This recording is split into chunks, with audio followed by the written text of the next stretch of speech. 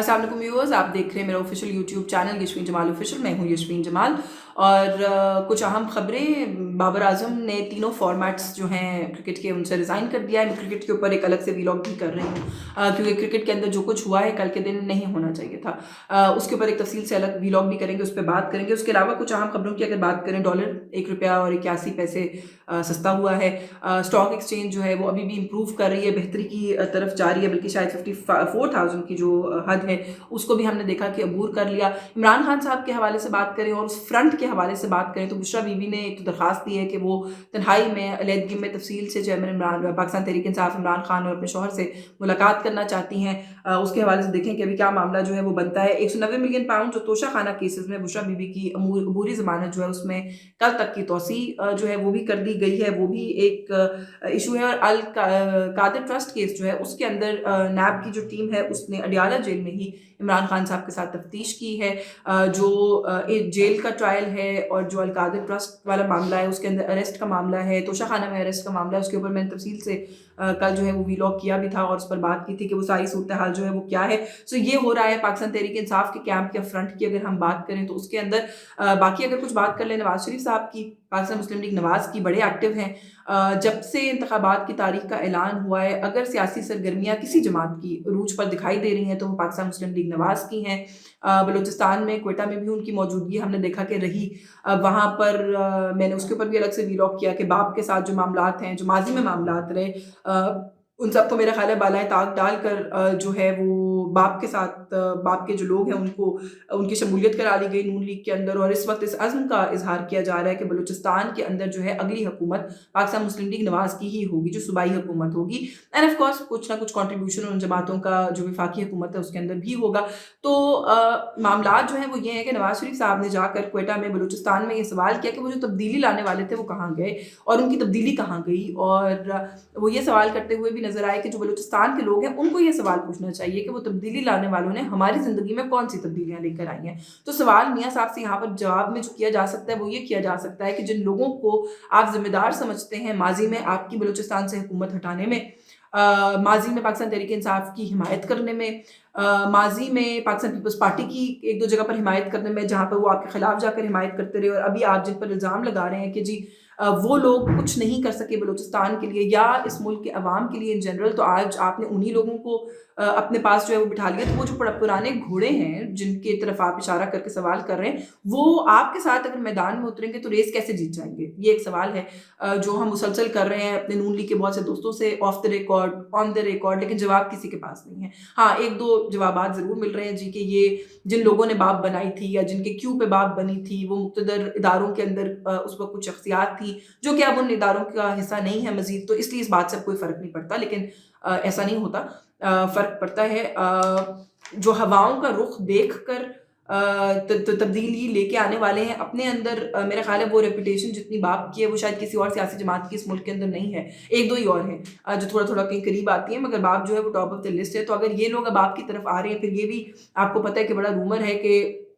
काकर साहब जो कि केयर टेकर प्राइम मिनिस्टर हैं, उनकी कोई पीएम बनने से कोई हफ्ता एक पहले मरियम नवाज साहिबा से मुलाकात हुई थी और वो जो है वो रूमर क्या है खबर ही है, और मुलाकात हुई थी और वो जो है वो बाकायदा तौर पर पीएमएलएन में शमूलियत अख्तियार कर रहे थे। जब उन्हें ये कहा गया कि आप थोड़ा सा ठहर जाइए और आपको जो है वो एक और इम्पोर्टेंट जो है असाइनमेंट दिया जा रहा है, तो वो रुक गए। अब बुगटी साहब की बात करूँ, सरफराज बुगटी की, काकर साहब की बात करूँ, तो after the care taker setup वो कहाँ होंगे, मेरा ख्याल है कोई बहुत मुश्किल सवाल नहीं है जिसका जवाब जो है हमें तलाश करने के लिए कुछ ज़्यादा मेहनत करनी पड़े। तो फिर अगर पाकिस्तान पीपल्स पार्टी या कोई लोग इन खदशात का इजहार करें केयर टेकर सेटअप इस वक्त टिल्टेड हो सकता है टुवर्ड्स नवाज शरीफ एंड पीएमएलएन, तो मैं ये नहीं कहती कि उनका सवाल बिल्कुल ठीक है, लेकिन शक्कू कुछ बात ज़रूर पैदा होते हैं, ये बात तो आप डिनाई नहीं कर सकते। अच्छा, मरियम नवाज साहिबा कहती हैं जी कि हम वादा करते हैं कि बलूचिस्तान को पंजाब बना देंगे। तो ये वादा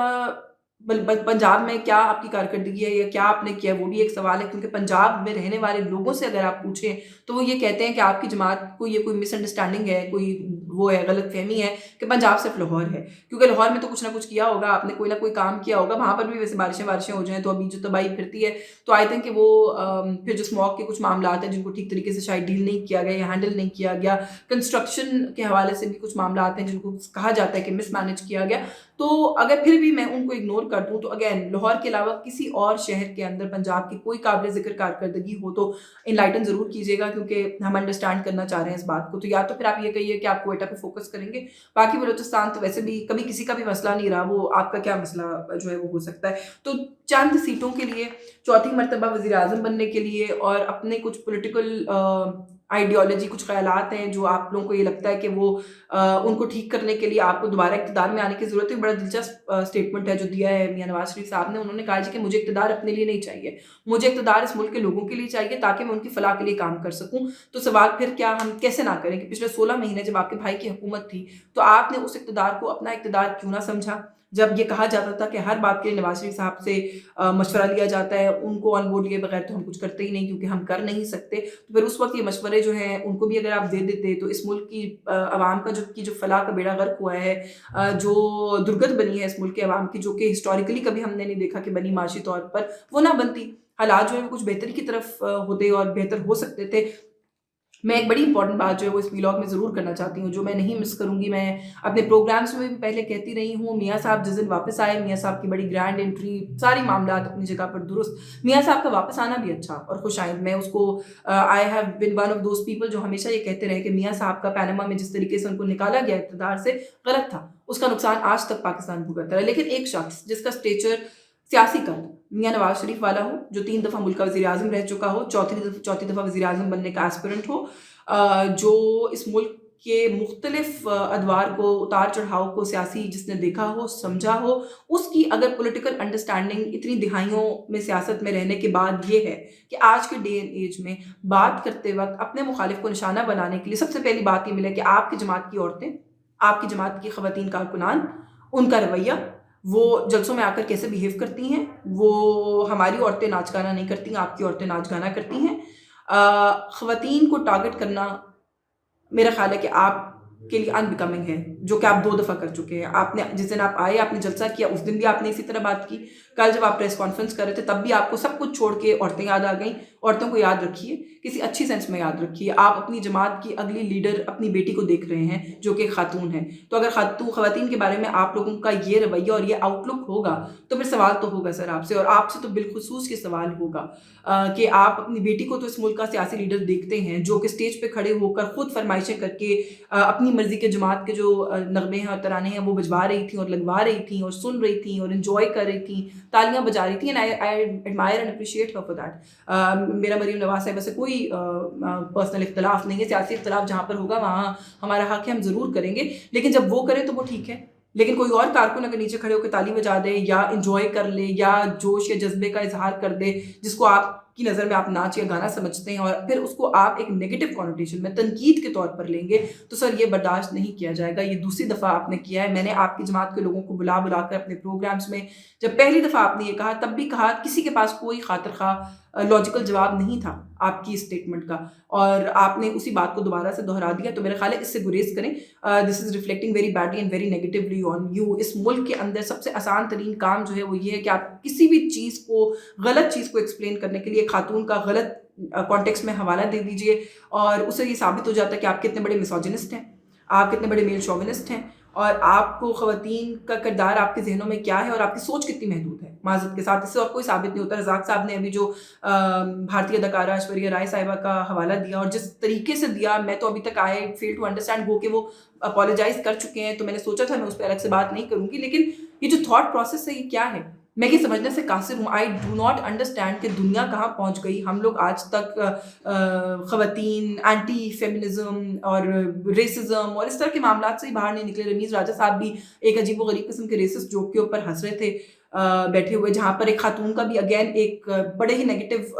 نیلا گپتا صاحبہ کا جو ہے کانوٹیشن یا کانٹیکسٹ کے اندر جو ہے وہ ذکر ہو رہا تھا. بٹ رمیز راجہ صاحب اپیرنٹلی تو بڑے ویل ٹریولڈ اور بڑے ہی وہ بنتے ہیں، لیکن جس طریقے سے وہ ہنسے اور رسپونڈ کیا اس کے اوپر، میرا خیال ہے کہ دنیا نے اس صدی کے اندر اس طرح کے مذاق اور چیزوں کے اوپر ہنسنا بند کر دیا ہے. یہ مذاق نہیں ہے.